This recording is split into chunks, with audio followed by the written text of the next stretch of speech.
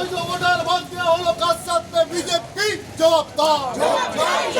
এই লড়াই লড়াই লড়াই চাই, এই লড়াই লড়াই লড়াই চাই, এই লড়াইয়ের নেত্রীকে এই বৈধ ভোটারের নাম বাদ দেওয়ার চক্রান্ত মানছি না, মানবো না।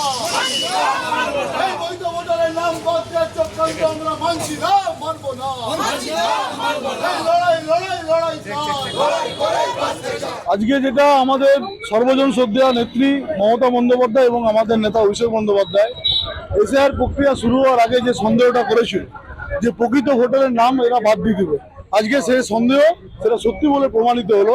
আমাদের যারা 2 নম্বর ওয়ার্ডের 72 এবং 73 নম্বর বুথের আজকে যারা প্রকৃত ভোটার, সেই 8 জন প্রকৃত ভোটারের নাম এরা চক্রান্ত করে বিজেপির অঙ্গলি হেলনে আজকে নির্বাচন কমিশনকে কাজে লাগিয়ে তাদের নাম আজকে বাদ দিয়ে দেওয়া হয়েছে, একেবারে ডিলিটেড করে দেওয়া হয়েছে ভোটার লিস্ট থেকে।